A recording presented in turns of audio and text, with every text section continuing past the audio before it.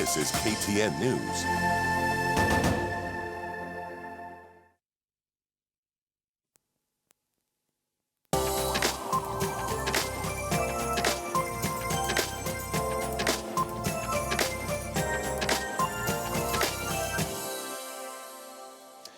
Good morning and welcome back to Morning Express. It's now time for Tech Central, where we talk about technology and how it helps you. Sometimes it's to make your life easier, sometimes it's just to enjoy, but today it's to enhance your security. And joining me to have this conversation is three guests who I'm going to introduce, and I'll start with the lady, Shilla Nyaboke, who's the CEO for Usalama Jamii App. Good morning and thank you for joining us. We also have David Kanjiri, who is the core developer. Thank you for joining us, David. Last but not least, Felix Runye, who's a software developer. So let me start with you, Shilla, and maybe just tell us, what does Usalama Jamii App exactly do? The Usalama Jamii App is it's an app that there's in the Android app, and there's the Android app where it's a pop-up alert system, where once you input a crime, it goes to the servers of the police, and then the people around 500 meters around will get the pop-up system, will get the pop-up. So in that case, the police will have a confirmation that there's a crime happening on that part of the country. Okay. Yes. So when you talk about the pop-up that comes to those who are around that area, 500 meters, it means, is it like an SMS? Is it a text? Is it a WhatsApp message? How does it pop up? It will just pop up as a notification. Yes. Okay. All right, we'll shortly go into how that actually works. But maybe coming to you, David, what brought about the development of this particular app? So actually, the major reason we decided to do a security app was actually to curb or to cater for all the crimes that were happening, and the response. The major reason why we decided to develop Usalama Jamii was the response. So the response was actually low. When you're reporting a crime to the police, the time that they do take to respond to that crime is actually quite huge, and you get to discover that we'll get evidence that will be lost and all that. So with the pop-up message system, whereby we are using the structure of Nyumba Kumi, when you report a crime, you get a pop-up message that will notify all the people that are around that area of the crime that is happening, and then the same message will go to the nearest police station. So that keeps the users engaged and the alert. They get to know what is happening around them.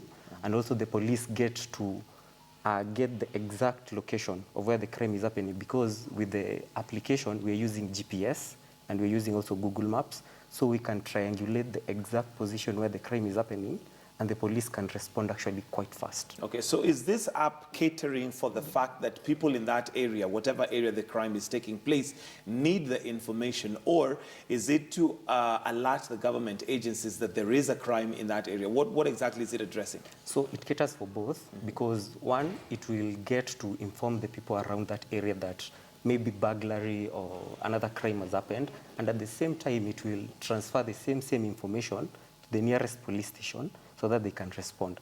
Yeah, so it caters for both. Okay. Let me come to you, Felix, and this is now regarding the actual software. You're the developer. Yeah. How long does it take, first of all, to even come up with an app of this kind? It depends the scope, actually. With the app, it has a very small scope. The objective of the app is to report crimes and to enable the actual police to know where it is actually happening. So in regard to that, it actually took us approximately 1 year. Yeah. Wow. 1 year is a huge investment of time. 1 year, is that working on it daily? Is it, the occasional where you meet on Saturdays and decide, okay, let's put some work into this? How? We actually started it while still in campus. So it was a daily thing, like, where are we in this project? So every day we had to put time to come up with the idea. Okay. Yeah. Now, coming to you, Shilla, the thing is, once now you've mentioned that, the people within a certain area will get pop-ups of what is happening. Yeah. Do you then have to register as a group in that area, or how does that work? No, if you're in that area, let's say you're in CBD town, once I put for as long as you're online, once I report a crime is happening at archives, I report there's a crime happening. The people around that 500 meters around So that long as you have the app. Yeah. So all you need to do is actually have the app installed. to get your pop-up and tell you there's a crime happening around this area. So beware. If the people to help around, if the police are not near, you can help. And to go to the next police station so that they can have a proactive response. Okay. Yes. Is it an app that has been tried so far? Or is it still in its development stage? It sounds No. like a very ingenious idea. Actually, we just want to make people aware of it so that everybody can have it, and we can actually help everyone and police as well. So it's something that has been tested? Yeah, we have actually tested it. Actually, the thing is, before we decided to do the development part, we actually had to do a lot of research. It took us 2 years to do the research and get a copyright of the research. So from what we came to discover from the security structure of our country, that's how we decided to develop now to customize our application based on the Kenyan demographic system. Yeah, so it's actually something that's, we can say it's Kenyan. We actually tested it while in school. We shared it with a couple of people. They tried reporting the crimes. It's actually something that it's practical. Yeah, and so the only thing that's remaining is actually making it a product that can actually cater for the whole country. Okay, which is what you're doing right now. Yeah. Now, coming back to the fact that this, of course, is a development that you have done, and you mentioned that there's what they call the golden hour when it comes to an accident, and that's, you know, the response time between somebody who's involved in an accident gets first aid and help can actually save their lives. I'm imagining when it comes to crime, it could be similar in the sense that if it's somebody who's injured, they need to get help. If it is somebody who possibly needs help from police, they need it as soon as possible. Does this only address the police, or does it also now alert the other emergency services? For now, it alerts the police, but we'll make an advancement for it to go alert every other system. Okay. Yes. And the response time, I know, is critical. Critical. Of course, I know one of the other things that the police may look at is capacity. Yes. The reason why sometimes it takes so long to get there is they actually don't have either people to come or they don't have a vehicle to come. Yes. Will this address that in any way? Because I know it's beyond you to have the vehicles and all that, but in terms of now letting the police know this has happened so that they can dispatch as soon as possible. Exactly. It will enable the proactive system to go to a higher level, because by the time I'll leave the crime to go report to the police station, that's a huge time. There's a time lapse in between. So the fact that there's a pop-up that goes to them directly, and the people around can also confirm, because the pop-ups come up to everyone, they will confirm there's a crime, you know. So the proactive system the proactive response will be faster. If you compare to the other time where you have to take all the time to report, then they react. It's just taken almost more than 2 hours for any reaction to take place. All right. So how do I actually report a crime? Hoping that it's not my phone that has been, taken, because that's another challenge you'd have right there. But how do I go about it? With the system currently, it's currently running on Android. As our demographics currently in Kenya, above 60% of the population are on WhatsApp, Facebook. So it's an app that actually works like WhatsApp. You actually select where you are on your map. You just press on the map, you report a crime. Okay. Instantly sent to the servers where the police can see it on a dashboard. Yeah. Okay. And does it require data?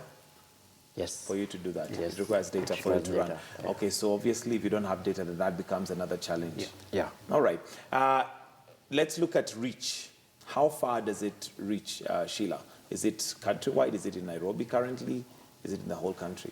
No, we tested it in Meru, but it's something that can work anywhere. I don't think there is, for as long as you report the crime, 500 meters around, we'll get the pop-up. So it really doesn't matter where, because data is everywhere. Okay. Yes. All right, let's look at the actual way it works. And once you've sent the message through the app of where the crime is, what happens after that? So immediately you select a crime. Actually, the Android application is customized to cater for all the crimes that you can actually have. So you're talking about burglary, maybe murder. So all these crimes that are there. Okay. So, yeah. And I can see, all right, we have them here. Yeah. So shortly we're going to actually put it to the test. And I can see there is robbery, biker gang robbery, motor vehicle theft, hijacking, and it looks something like this. This basically is the different kind of crimes. So I guess when you select that crime, it more or less addresses or makes it quicker for you rather than type, what kind of crime it is. Yes. It already has like, there you go. So you can see it at home right there. And we'll put it to the test. But go on, you're explaining. Yeah, so the moment you select a crime that you want to report, maybe burglary, you just need to put up a description, a time, and now the exact moment it happened. And the moment you press like send, it will map to the exact location because the app is actually using GPS. So it actually maps to the exact location where the crime is happening. So the use of GPS actually makes it a nationwide phenomena because the accuracy that comes with the use of GPS. Yeah. So it makes it an application that can actually be used anywhere in the country or even outside the country. Okay. I think we'd like to do this practically. So I'll ask you to join me here where we can just take a look at how this actually happens. Maybe we may need to send from the phone. Since I don't have the app on my phone, we'll need to send it from the phone. Maybe I can borrow your phone. No, that's a different one. Oh, That's this is a our- different yeah, one. it's a Okay, different fine. one. Let's see what this is. Okay, so how does this work? Basically, currently these are the simulated reports which you have actually tested. Okay. Yeah, like if I pinpoint, this is the dashboard the police will have to see. This is what they would see now at the police center? Yes. Okay. Yeah, and once you register from the app, your records are stored within us. So, as for initiative, the Nyumba Kumi, how it works, if I report a crime, once I register, it shows actually where I am. Okay. So if the police want to know who's living at what point, let's say I have a number, a house number, there's one which you're using, I can submit, then I see who's living here. Explain to me before we get here the Nyumba Kumi aspect of it, because I'm assuming that regardless of where I live, whether I know my neighbor or not, so long as I have the app, then I'm registered. How does the Nyumba Kumi come in? The Nyumba Kumi comes in, let's say I live in this particular area. I report a crime. My neighbor, who doesn't even know me, will know something is happening in my that house. location, right? Yeah. So even if I'm in a situation I can't report, he, all my neighbors, 500 meters, can report the crime. And the urgency of the matter will rise to the police saying, so-and-so has complained about a report in a particular area.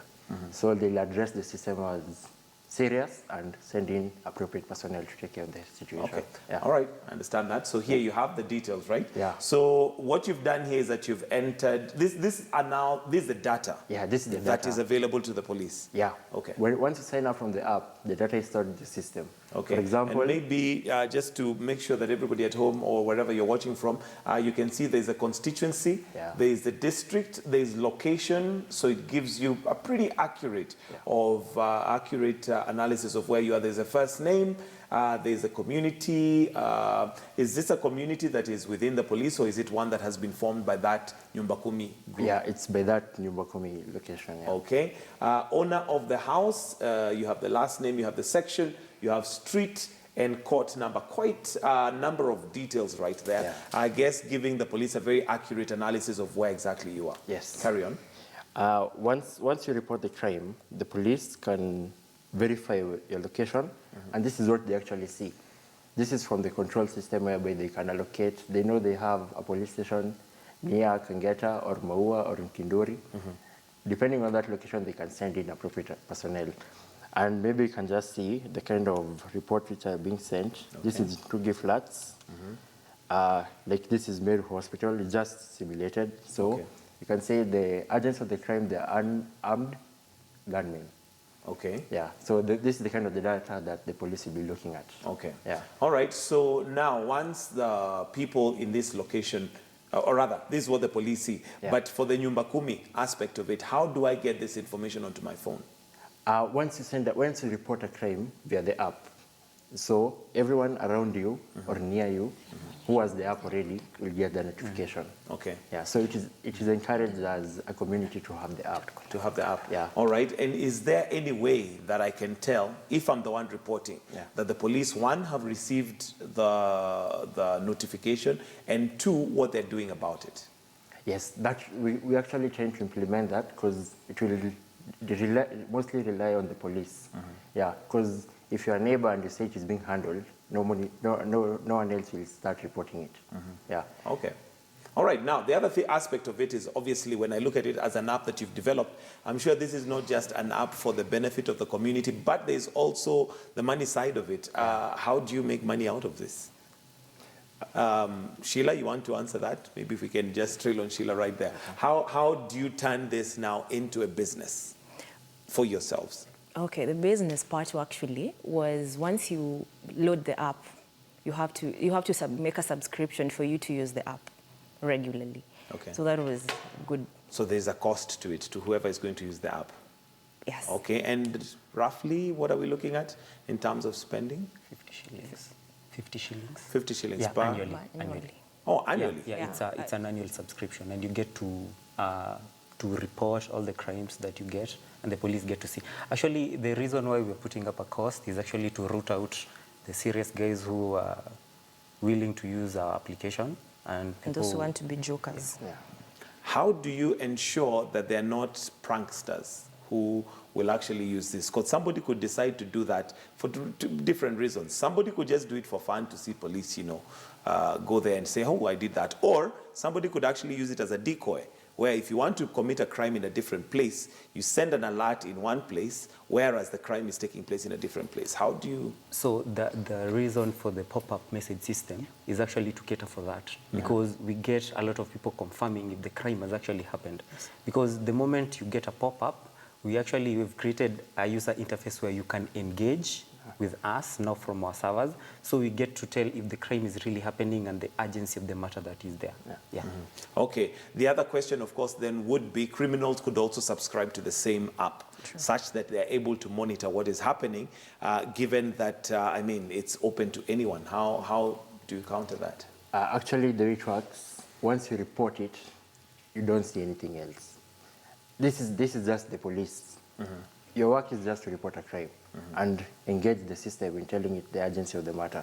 Maybe there are shots fired, people are getting killed or something. So that's actually what you do. You don't get any more data. You don't get to see how police are doing to counter that. No. Okay. Yeah. So from the app, that's what you get. Okay. And how quick is the transmission of the information from the time you send it to when the police actually can retrieve it and make sense of what it is? We're actually sending the data in kilobytes. It takes, even someone on edge network, not even 3G or 4G, will receive the data. Immediately? Almost immediately. Yes. All right, I want us to test the phone, if we can have this, maybe just to see how it works, and maybe possibly report a crime. Will it show here once we've reported, or the two don't work together? Currently, the system currently is offline for demonstration purposes, as we hadn't localized the servers yet because of that security feature. Okay. Yeah. All right, but let me have the phone all the same, just to go through the process, and maybe you can just stand here, facing this way. Yeah. So if now you wanted to report a crime, what's the procedure? You'll press long press, then you'll come here. Wait, just go back one step. So once you long press, it has robbery, property from a person, then I can just show you what it looks like. Right there, just to see what you see the minute you log in. Once you long press on the app, I noticed that on the app it actually has a map when you first open the app. Yes. Is that right? You long press at the map. You long press at the map. Yes. Does that map have my GPS Yes. location? Yes. Maybe if I can just show you the map. This is what it looks like. And if I long press, then you go to that which we saw earlier on. All right. So what happens here? So once you report the crime, these are the crimes you'll report. And the crimes are there. I'll just read them out for you. We've got biker robbery, hijacking, parking, drug addicts. Okay, so you can actually report things that are happening that maybe you're not happy about in that particular area. Homicide, ATM, robbery, okay? So it will come robbery at ATM. Then you'll write a description of, let's say, how the people look. Then you'll add it. When it adds, because it's offline, when you add, it goes to their servers. And then the pop-ups will come all over. So it's fairly simple, just to show them finally this, because at this point, you get to see the description. That's a robbery at an ATM. then it shows you, you just put the description. What description are you putting there? Is it the kind of robbery or the people? Even the people who are doing the robbery, we've seen there are 2 guys who are shot. You write it. Okay. And she has put there 2 shots, or 2 short guys, one in glasses. Yes. Okay, 2 short guys, then, yeah. Then you send. You add it, so it will add to their servers. Okay. Yes. Now this goes straight to the police. To the police. Yeah. And then the pop-up around, it will come to around the people around that area will see. We'll see the same the robbery at description. ATM, 2 short guys, one in glasses. So that in case you will identify one, you can get hold of him. Okay. Yes. All right. The safety aspect of it, how, in terms of, because what you've mentioned is that when you register, you have some info that you put in the registration form. Yes. How safe is my information on the app? Because the other thing we have now is that information is open to so many people. As he has said, it's a one-time login. Once you use it, you can't see anything else. You'll just report the crime. As you've seen, after you reported the crime, you don't see anything else. I don't see your name. I don't see anyone's name around. You don't see any data. Okay. Yes. But what did, yeah, go on. You wanted to Maybe I add? can add on that. Once we don't take any sensitive information. We just use your email, your phone number, and the locations they're picked from your phone. So no matter where you are, no matter where you're posting a report, it will get there. Okay. Yeah. So you don't have any information like my ID number, my date of birth, all those sensitive... The ID number is used to, like, let's say, log the reports. Maybe you're supposed to take an OB later or report a crime. You're supposed to record a statement. So they use you to verify the information is correct because you're the guy who reported the crime. Okay. That's the only purpose of that information. All right. Yeah. Okay, how soon do you see this application, being rolled out and working? It's already out, so I just think we can say the challenge is we want people aware of it, and so we want people to take it up, like people to embrace it. Okay. After that, I think it was all over. What about the police force? Because they probably would be a very major part of this being a success. Have they taken it? Do they need servers? How is that going to work? They need servers. We also need a legal system. We need to be accepted legally by the government as well for it to be taken up by the police. Okay. Yes. And has that process begun, and how far is it? That process has begun, but it's a challenge in that they don't really accept it easily when you don't have the police, we don't have the government approval. Yes. Okay, because I'm trying to imagine now every police station, especially in areas that are remote, would probably need to have a computer that they can access, or can they access it on their phones? Yeah. They can access it on their phones, on the Android app. Yeah. Okay, the police can access Yes. that. How do they not abuse that? Because you mentioned that these details are only, once you post your, the crime or whatever, you don't see anything else. But here we have on the other end, they have access to seeing what information is there. The information they actually see is which they need. They don't see anything else. Let's say you report a crime. I, as a policeman, can't see your ID if you haven't reported anything. But maybe you're supposed to take statistics or maybe reports for the government. That's when we actually provide the database. Yeah, records for maybe analytics or something. Maybe they see this area, there are so many robberies, so they need to add in more policemen or something of the sort. Okay. Yeah. And of course, you're welcome to let us know if this app for you is a hit or a miss. Is it something that you think you would use? Do let us know. You can do that via Twitter. And possibly, what are some of the challenges maybe you're faced, apart from the fact that now, of course, you're waiting for government approval? And if they don't approve it, then that would technically mean it has been, it would be a waste, really. Like any other app, you need someone to tell you this app is good. So that referral kind of interaction is what we need. Because if I tell you, if you report a crime, if I'm around, I'll help you communicate that information. So that's the kind of marketing we're looking at for the app. All right. Are you looking at having other emergency services joining in, like ambulances? Because that, of course, in a crime scene, that's one of the things that one can anticipate. There could be need for an ambulance. Actually, from the app, you see the way you've reported a crime. You can mark it as gunmen, fire. Depending on the emergency you set, we can set appropriate measures to send appropriate reports to the appropriate people. If it's fire, it goes to the fire brigade. If it's health, it goes to ambulances or hospitals near. That will require the maps which come in very handy, because if we know where you are, we know there's a Kenyatta Hospital around you, Mata Hospital, depending on where you are. Okay. Yeah. And what do you see as the future, Sheila, in terms of how you're going to develop this software? Are there any other developments that you're seeing at building up on this platform? Definitely we'll have to update it at some point. We'll bring in a visual part where when you report a crime, your face is also there, the visual interface. It's one of the advancements we want to make. Okay, all right, and I'll just look at the response that is coming through from our Twitter handle, and we have Jonathan who says, yes, that is definitely a win for me. It's an application that I would use, so in terms of feedback, that's good feedback for you. Yes, okay, I guess it's still loading. There's some more that's coming in. Anything else that maybe you're seeing yourselves developing as we go along in terms of having this now becoming a wider app? And it's something maybe that could even be used internationally. Yeah. So with the use actually of GPS, it's something that we can actually broaden our scope, just as you said, in terms of inputting ambulances, inputting all other medical emergencies, maybe fire. Yeah, so with the platform that we've created with the Android app, it's actually something that we can scale up and actually come up with a more compact product that can actually be used anywhere in the world.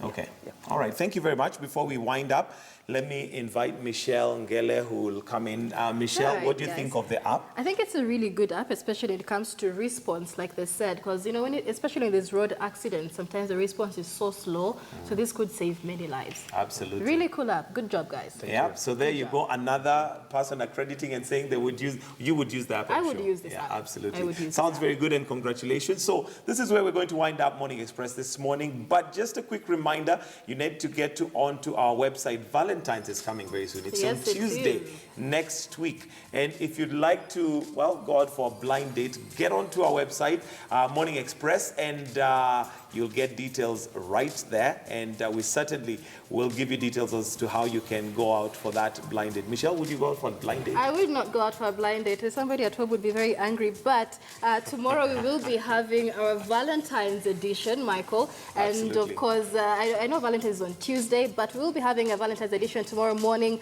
on Morning Express. Everything love. We will be discussing that. We will be having a specialist, Dr. Chris Hart, in studio to discuss everything Valentine's and what love really has to do with it. All right, so this is where we wrap it up. Thank you so much for staying with us on Morning Express. Thank you for joining us, ladies and gentlemen, and giving us insight into that.